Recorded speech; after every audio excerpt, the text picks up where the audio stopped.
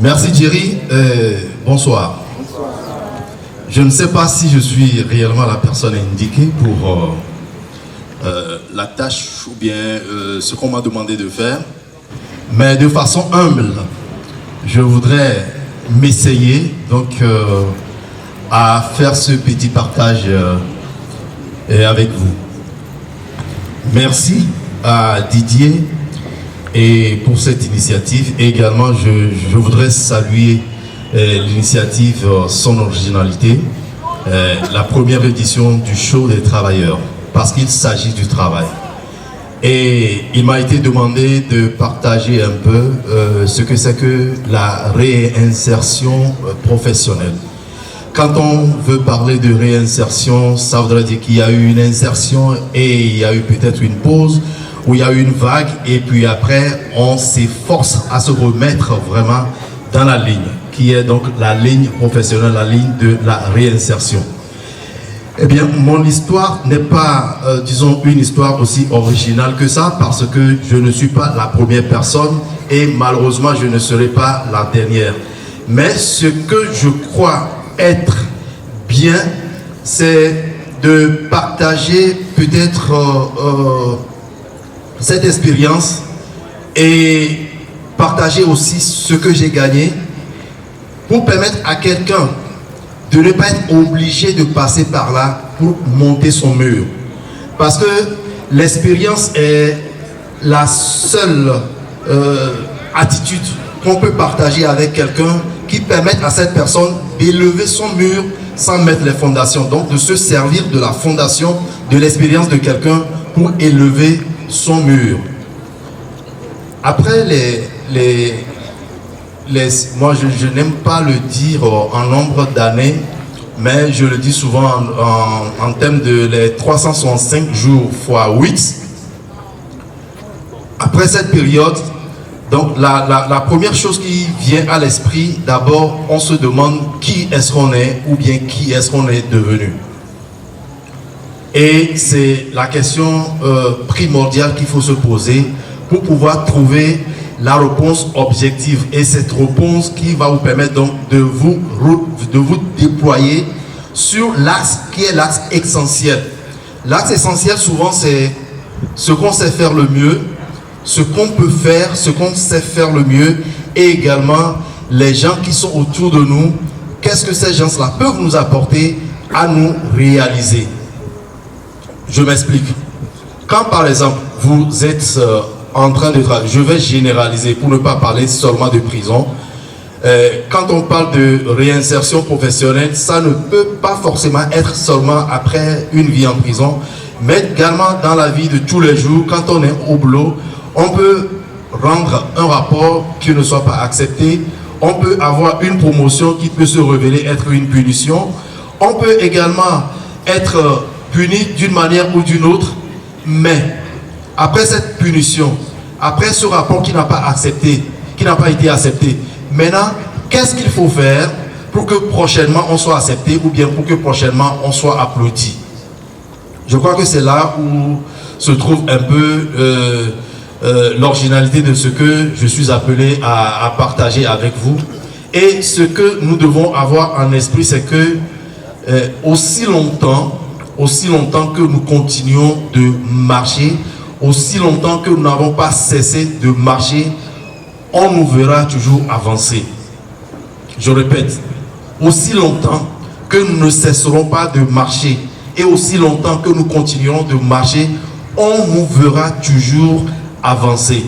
C'est un peu sur ça que moi, je me suis un peu, disons, je me suis ressourcé pour me dire qu'il n'est pas question que je croise les bras, il n'est pas question que je reste une charge pour la société, parce que en amont, je me dis, j'ai une formation, je suis au fait gestionnaire de formation et communicateur de profession, avec d'autres choses également que je fais. Mais quand je suis sorti, je me suis dit qu'il faudrait que je me mette à niveau. C'est aussi très important, parce que une chose est de savoir faire quelque chose, et une autre est de savoir le faire au moment X, parce que les choses évoluent.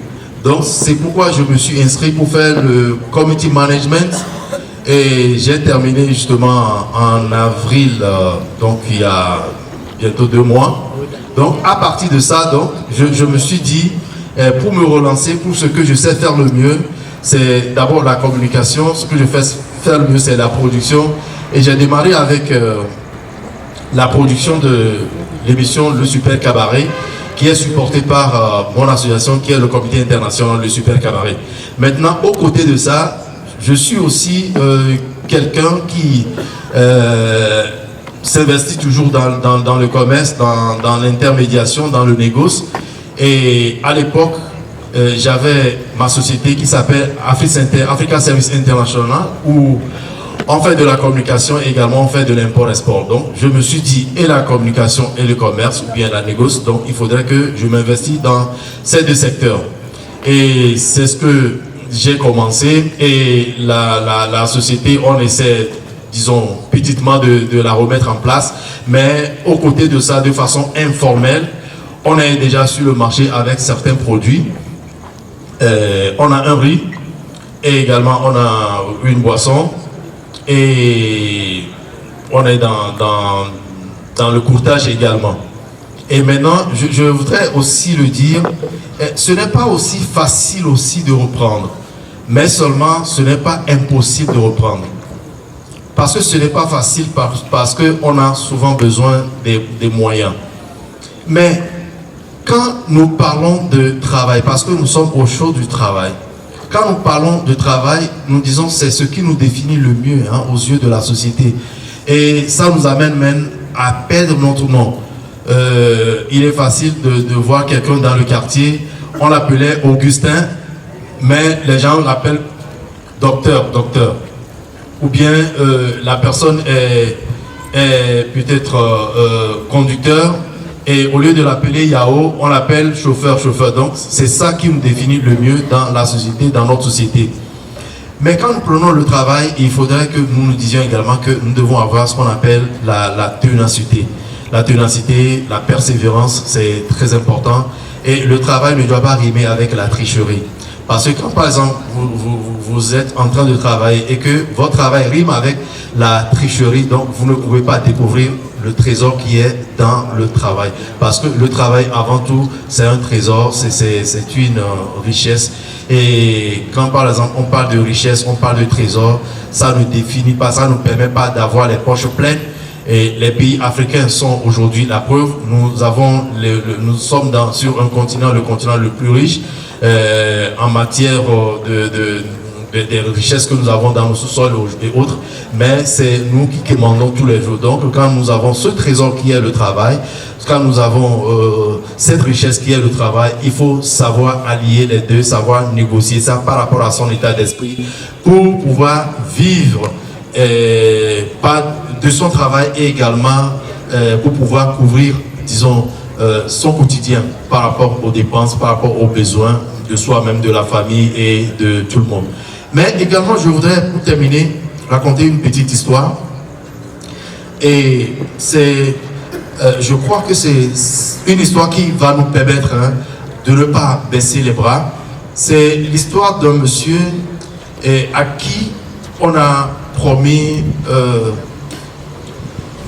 un seau rempli d'or. Mais le seau rempli d'or se trouvait à l'extrémité d'un parcours.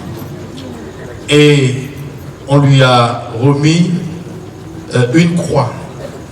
Il doit porter cette croix jusqu'à arriver donc au point indiqué pour prendre son seau d'or.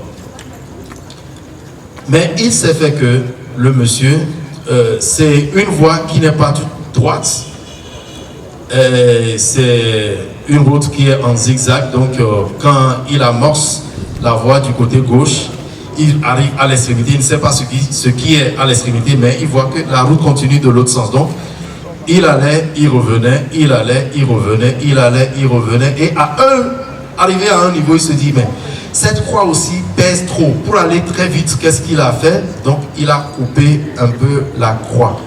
Donc, la croix est devenue petite. Donc, il a pris, il a commencé par courir. Donc, le tournant amorcé, il voit que c'est le bout. Il a le bout, mais au niveau, là où on a placé le seau, il y a, disons,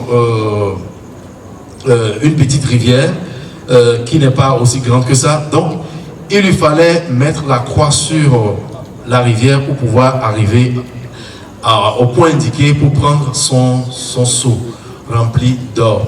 Mais comme il a coupé sa croix, il a posé la croix sur l'eau, mais il n'était pas question de mettre le pied dans l'eau. Donc, il est arrivé, il a vu le seau rempli d'or, mais il ne pouvait pas prendre ce seau.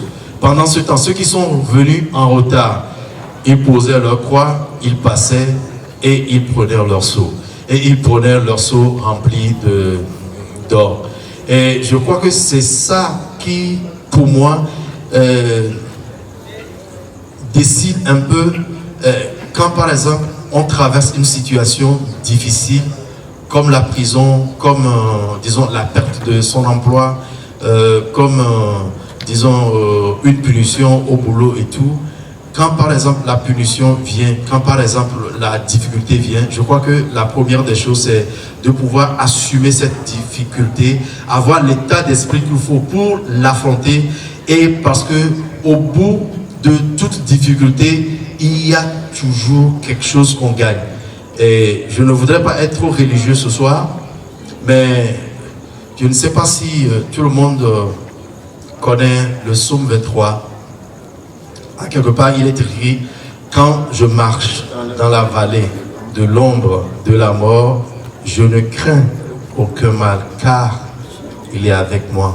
Sa houlette et son bâton me rassurent. Donc, quand on est dans la vallée de l'ombre de la mort, il faut savoir rester fidèle à... Je ne voudrais pas dire Dieu, parce qu'on ne veut pas parler de Dieu, mais au bon sens. Il faut rester fidèle au bon sens. Parce que ce n'est que ce bon sens-là qui nous réhabilite. Ce n'est que ce bon sens qui nous amène également sur un palier qui finalement est plus haut que le palier sur lequel on était. Et pour ce partage, je voudrais finir en disant ceci. Dans la vie, chacun a son épreuve. Également, dans la vie, chacun a sa mission.